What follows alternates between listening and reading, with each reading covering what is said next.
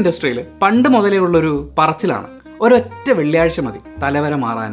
കാരണം വെള്ളിയാഴ്ച ദിവസം സിനിമ റിലീസാവും. സിനിമ ഹിറ്റാവുകയാണെങ്കിൽ പുതിയൊരു താരമുണ്ടാവുകയാണ്, പുതിയൊരു ഭാഗ്യ നായിക ഉണ്ടാവുകയാണ്, അതുപോലെ തന്നെ പുതിയൊരു ഗംഭീര ടെക്നീഷ്യൻ ഉണ്ടാവുകയാണ് എന്നൊക്കെ പറയുന്ന പോലെ വെള്ളിയാഴ്ചകളിലാണ് സിനിമ റിലീസാവുന്നത്. സിനിമ റിലീസായി ഹിറ്റാവുമ്പോൾ ഒരു ഗംഭീര താരമുണ്ടാവുന്നു എന്നുള്ളൊരർത്ഥത്തിലാണ് അത് വരുന്നത്.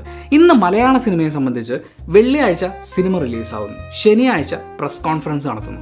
ഇതാണ് അതിൻ്റെ ഒരു രീതി എന്ന് പറയുന്നത്. വെള്ളിയാഴ്ച പടം റിലീസാവും, ആദ്യത്തെ ഒരു ഷോ എങ്ങനെയെങ്കിലും ഒരാളെ കയറ്റി ഗംഭീര അഭിപ്രായമൊക്കെ നേടിയെടുത്തതിന് ശേഷം, എന്ന് വെച്ചാൽ എല്ലാ വീഡിയോസിലും നമ്മൾ കാണുന്ന ഒരേ മുഖങ്ങൾ തന്നെയാണ്, അവരെല്ലാ സിനിമയും ഗംഭീരാണെന്ന് പറയുന്ന ആളുകളുമാണ്. അങ്ങനെ കുറച്ച് അഭിപ്രായമൊക്കെ ഉണ്ടാക്കിയെടുത്തതിന് ശേഷം അടുത്ത ഷോസിനൊക്കെ തിയേറ്ററിലൊന്ന് പോയി നോക്കണം കേട്ടോ, അവസ്ഥ എന്താണെന്നുള്ളത്. ഞാൻ അങ്ങനെ പോയി കാണുന്ന ഒരാളായതുകൊണ്ടാണ് അത് പറയുന്നത്.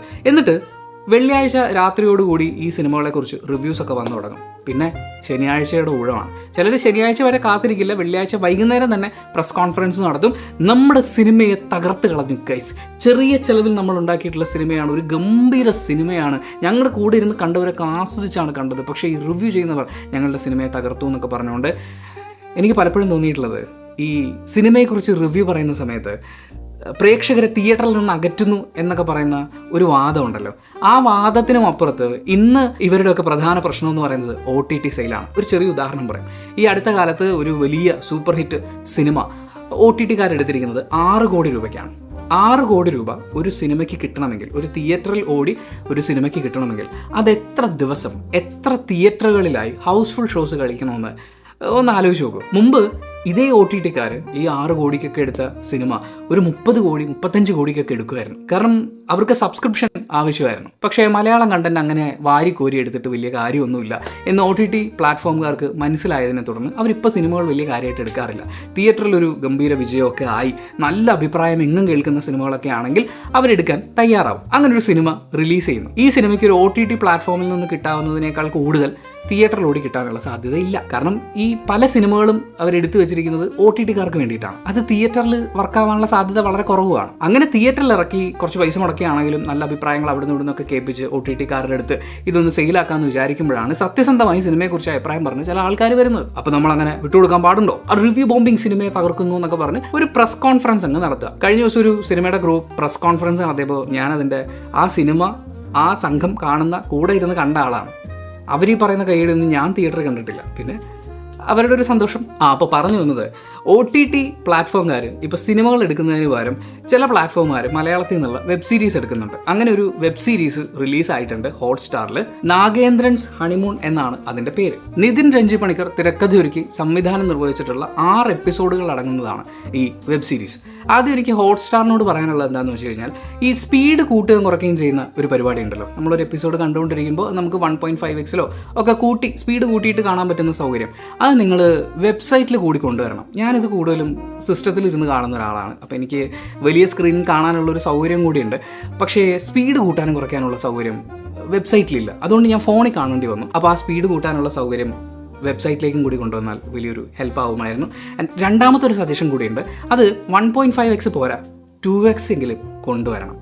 നാഗേന്ദ്രൻസ് ഹണിമൂണിലേക്ക് വരുമ്പോൾ, നാഗേന്ദ്രൻ എന്ന് പറയുന്ന വെള്ളായണിയിലെ ഒരു ഗ്രാമത്തിലെ ഒരു യുവാവാണ്. യുവാവെന്ന് പറഞ്ഞു കഴിഞ്ഞാൽ ഒരു മധ്യവയസ്കൻ എന്നുള്ള ലെവലിലേക്കൊക്കെ മാറിക്കൊണ്ടിരിക്കുകയാണ്. പണിക്ക് പോകാൻ യാതൊരു താല്പര്യമില്ലാത്ത വയസ്സായ അമ്മ പണിക്ക് പോയി കിട്ടുന്ന കാശ് കൊണ്ട് ജീവിച്ചുകൊണ്ടിരിക്കുന്ന ഒരുത്തൻ. അവന് പെട്ടെന്ന് പുറത്തേക്ക് പോകണമെന്നൊരു, അതായത് വിദേശത്തേക്ക് പോകണമെന്ന് ഒരു ആഗ്രഹം വരുന്നു. അതിൻ്റെ കാരണം പോലും 4 പേര് അംഗീകരിക്കുന്ന ഒരു അവസ്ഥയിലേക്ക് എത്തുക എന്നുള്ളതാണ്. പക്ഷെ അങ്ങനെ പോകണമെങ്കിൽ അവന് കുറച്ച് കാശ് വേണം. കാശിന് വേണ്ടി അവൻ കണ്ടെത്തുന്ന മാർഗ്ഗം കല്യാണം കഴിച്ച് സ്ത്രീധനം വാങ്ങുക എന്നുള്ളതാണ്. പിന്നീട് അയാൾ നടത്തുന്ന കല്യാണങ്ങളും അത് എങ്ങനെയാണ് കൺക്ലൂഡ് ചെയ്യപ്പെടുന്നതെന്നുമാണ് ഈ വെബ് സീരീസിൽ പറയുന്നത്. വെബ് സീരീസ് ആരംഭിച്ചപ്പോൾ മുതൽ എനിക്ക് ഏറ്റവും ഇറിറ്റേറ്റിംഗ് ആയി തോന്നിയ ഒരു കാര്യം, അവർ നല്ല ഉദ്ദേശത്തോടു കൂടി ചെയ്തതാണ്, ഈ ബാക്ക്ഗ്രൗണ്ട് സ്കോർ വന്ന് വീഴുന്നതാണ്. ഒന്ന്, പലപ്പോഴും എനിക്ക് ഈ സ്കോർ ഞാൻ വെബ്സൈറ്റിലും കണ്ടു നോക്കി, അതുപോലെ തന്നെ ഫോണിലും കണ്ടാണ്, പലപ്പോഴും ഈ ബാക്ക്ഗ്രൗണ്ട് സ്കോർ ഡയലോഗ്സിന് മുകളിൽ കയറി നിൽക്കുന്നത് പോലെ ഫീൽ ചെയ്യുന്നുണ്ടായിരുന്നു. അത് പിന്നെ പോട്ടേ നോക്കാം. പക്ഷേ ഈ ബാക്ക്ഗ്രൗണ്ട് സ്കോർ വെറുതെ ഓരോ സീനിലും, രാവിലെ ഒരമ്മ വീട്ടിൽ എണീക്കുന്നു, അവർ വിളക്ക് കത്തിക്കുന്നു, പിന്നെ മുറ്റമടിക്കുന്നു, മോന് കാപ്പി വെക്കുന്നു. അപ്പോൾ ഈ സമയത്തൊക്കെ ഈ ബാക്ക്ഗ്രൗണ്ട് സ്കോർ വെറുതെ പ്ലേസ് ചെയ്തുകൊണ്ടിരിക്കുന്നത് പോലെ തോന്നി. അവിടെ ബ്ലാങ്ക് ആയിട്ട് കിടന്നു, അന്നൊരു ബാക്ക്ഗ്രൗണ്ട് സ്കോർ ഇട്ടോ എന്ന് പറഞ്ഞിടുന്നത് പോലെ ഒരു ഫണ്ണി ടൈപ്പ് ഒരു സാധനം പോകുന്നു. വിളക്ക് കത്തിക്കുമ്പോൾ പെട്ടെന്ന് മ്യൂസിക് മാറുന്നു. പിന്നെ വേറൊരു ഇമോഷൻ വരുമ്പോഴേക്കും പെട്ടെന്ന് ആ ഇമോഷനെ നമ്മളിലേക്ക് എത്തിക്കാൻ വേണ്ടി സിനിമയ്ക്ക് എന്തോ, വെബ് സീരീസിന് എന്തോ കമ്മ്യൂണിക്കേറ്റ് ചെയ്യാൻ പറ്റാത്തടുത്ത് മ്യൂസിക് കൊണ്ട് സെറ്റ് ചെയ്യാൻ ശ്രമിക്കുന്നത് പോലെ വളരെ ഫോഴ്സ്ഫുള്ളി ചെയ്തതുപോലെ ഉണ്ടായിരുന്നു. എനിക്ക് ബാക്ക്ഗ്രൗണ്ട് സ്കോർ ഭയങ്കര അരോചകമായിട്ട് തോന്നി. എന്ന് വെച്ചാൽ ആ ചെയ്തു വെച്ചിരിക്കുന്നത് മോശം എന്നല്ല പറയുന്നത്, അത് അവിടെയൊക്കെ ഇങ്ങനെ വെറുതെ വന്ന് വീഴേണ്ട ആവശ്യം ഉണ്ടായിരുന്നില്ല എന്നുള്ളതാണ്. ചില സമയത്തൊക്കെ എനിക്ക് ഫീൽ ചെയ്തത് ഞാനിതൊന്ന് കണ്ടോട്ടെ പ്ലീസ് എന്ന് മ്യൂസിക്കിനോട് പറയാൻ പറ്റിയിരുന്നെങ്കിൽ നന്നായിരുന്നു എന്നാണ്. 2 എഴച്ചിലാണ്. എഴച്ചിൽ എന്ന് പറഞ്ഞു കഴിഞ്ഞാൽ ഇതിലെ ആദ്യത്തെ ഒരു 5 എപ്പിസോഡ് എന്ന് പറയുന്നത് ഒരു സിനിമ, ഒരു 1.5 മണിക്കൂർ സിനിമയുടെ ഫസ്റ്റ് ഹാഫിൽ ഒതുക്കേണ്ട അത്രയും ഉണ്ടായിരുന്നു എന്ന് എനിക്ക് ഫീൽ ചെയ്ത കാര്യങ്ങളാണ്. നാഗേന്ദ്രൻ ഒന്നിലധികം സ്ത്രീകളെ വിവാഹം കഴിക്കുന്നുണ്ട്. അവരുടെയൊക്കെ ജീവിത സാഹചര്യങ്ങളൊക്കെ പറയാൻ വേണ്ടി എല്ലാ മതത്തിൽ നിന്നും ആളെയൊക്കെ എടുത്തിട്ടുണ്ട്, ഒരു മതസൗഹാർദ്ദമൊക്കെ പോലെ. അപ്പോൾ അങ്ങനെ കൊണ്ടുവന്നിട്ട് ഇവരുടെയൊക്കെ ഓരോ സിറ്റുവേഷൻ അവതരിപ്പിക്കലൊക്കെയാണ്. പക്ഷെ അതൊക്കെ ഭയങ്കര ഓവർ ആക്ടിങ്, പ്രത്യേകിച്ച് ഗ്രേസ് ആൻ്റണിയുടെയൊക്കെ എപ്പിസോഡിൽ കുറേ ഓവറാക്കുന്നത് പോലെ എനിക്ക് ഫീൽ ചെയ്തു. അതായത് കുറച്ച് ഓവറായാലേ ആൾക്കാർ ശ്രദ്ധിക്കുള്ളൂ എന്ന് പറയുന്നത് പോലെ ഓവറാക്കി അങ്ങനെ നീണ്ടു പോയി. ഓരോ എപ്പിസോഡിലും എനിക്ക് വലിച്ചിൽ ഫീൽ ചെയ്തു. ഒരു 2ാമത്തെ അല്ലെങ്കിൽ 2.5 3ാമത്തെ എപ്പിസോഡ് ഫിനിഷ് ആവുന്നതിന് മുമ്പ് ഞാൻ ഫോണിലേക്ക് മാറി. എനിക്ക് സിസ്റ്റത്തിൽ കാണുന്നതാണ് ഏറ്റവും സൗകര്യം എന്നിരിക്കെ ഞാൻ ഫോൺ എടുത്ത് വെച്ചിട്ട് കണ്ടു. കാരണം എനിക്കിതിൻ്റെ സ്പീഡ് കൂട്ടാൻ വേണ്ടിയിട്ടാണ്. സ്കിപ്പ് ചെയ്യുന്നതുകൊണ്ട് വലിയ നഷ്ടമൊന്നും സംഭവിക്കാനില്ല എന്നുള്ളൊരു തിരിച്ചറിവ് എനിക്ക് ഉണ്ടായി കുറച്ച് കഴിഞ്ഞപ്പോൾ. പക്ഷേ സ്കിപ്പ് ചെയ്താൽ ഒരു ഡയലോഗ് മാറിപ്പോകുമല്ലോ. അപ്പോൾ സ്പീഡ് കൂട്ടിയിട്ട് കാണാമെന്നുള്ളതാണ്. സ്പീഡ് കൂട്ടിയിട്ട് കണ്ടിട്ടും എനിക്കിത് സ്കിപ്പ് ചെയ്ത് കാണാൻ തോന്നി. പിന്നെ പറയേണ്ടത് പെർഫോമൻസുകളാണ്. ഇവരെല്ലാവരും വളരെ സീനിയർ ആയിട്ടുള്ള എക്സ്പീരിയൻസ്ഡ് ആയിട്ടുള്ള ആർട്ടിസ്റ്റുകൾ തന്നെയാണ്. പക്ഷെ ഒരു സ്റ്റീരിയോടിപ്പിക്കൽ പരിപാടികൾ, അതായത് ഒരു ബ്രാഹ്മണ കുടുംബം എന്ന് പറഞ്ഞു കഴിഞ്ഞാൽ ഇങ്ങനെയാണ്, എന്താ ചെയ്യുക, അങ്ങനെ ഒരു ഫാമിലി, ഒരു മുസ്ലിം ബാക്ക്ഗ്രൗണ്ടിൽ ഒരു കഥ പറയുമ്പോൾ അവരുടെ സംസാര ഭാഷ അല്ലെങ്കിൽ അവരുടെ ശൈലി, പിന്നെ പൊളിറ്റിക്കലി അവിടെ കൊണ്ടുവന്ന് പ്ലേസ് ചെയ്ത് വെച്ചിരിക്കുന്ന കുറച്ച് കാര്യങ്ങൾ, അങ്ങനെയൊക്കെയുള്ളത് വളരെ സ്റ്റീരിയോടിപ്പിക്കൽ സാധനങ്ങൾ ഇങ്ങനെ കാണുന്നത് പോലെ ഇതിലൊന്നും ഒരു ഫ്രഷ്നെസ് ഫീൽ ചെയ്യുന്നില്ല, ഒരു ഇൻട്രസ്റ്റ് ഫീൽ ചെയ്യുന്നില്ല എന്ന് എനിക്ക് തോന്നി. പ്രത്യേകിച്ച് തങ്കം എന്ന് പറയുന്ന എപ്പിസോഡ് നമ്മൾ ഈ മനോരമ വാരികയിൽ കണ്ണീരിങ്ങിനാവൊക്കെ വായിച്ചിരിക്കുന്നത് പോലെയാണ് എനിക്ക് ഫീൽ ചെയ്തത്. ഒരു പക്ഷേ ഇതൊരു വളരെ ചെറിയ ദൈർഘ്യമുള്ള സിനിമയായിട്ടോ ഷോർട്ട് ഫിലിമായിട്ടോ വന്നു കഴിഞ്ഞാൽ എനിക്കിതിങ്ങനെ ഫീൽ ചെയ്യില്ലായിരുന്നു. പക്ഷേ നമ്മളൊരു OTT പ്ലാറ്റ്ഫോമിലേക്കൊക്കെ സ്വിച്ച് ചെയ്ത് പ്ലാറ്റ്ഫോം ഓപ്പൺ ചെയ്ത് ഒരു കണ്ടൻറ്റ് കൺസ്യൂം ചെയ്യുന്ന സമയത്ത് നമ്മളതിനൊരു ഇൻ്റർനാഷണൽ സ്റ്റാൻഡേർഡ്, കാരണം നമ്മൾ ഏറ്റവും ആദ്യം പറഞ്ഞില്ലേ ഈ സിനിമയൊക്കെ ഇപ്പോൾ കൊണ്ടുവന്ന് കഴിഞ്ഞാൽ OTT പ്ലാറ്റ്ഫോംകാർ എടുക്കുന്നില്ല, അവർ വളരെ ഫിൽറ്റർ ചെയ്തിട്ടാണ് ഓരോ കണ്ടൻറ്റും സെലക്ട് ചെയ്യുന്നത്. അപ്പോൾ അങ്ങനെ ഒരു ഫിൽട്രേഷൻ പ്രോസസ്സിൽ കൂടി വന്ന ഒരു കോണ്ടൻറ്റ് ഞാൻ കൺസ്യൂം ചെയ്യാൻ ശ്രമിക്കുന്നു എന്ന് പറയുമ്പോൾ ഞാൻ അതിൽ പ്രതീക്ഷിക്കുന്ന ഒരു ഫ്രഷ്നെസ് ഉണ്ടല്ലോ, ഒരു ഹാപ്പിനെസ്, ഒരു രസമുണ്ടല്ലോ.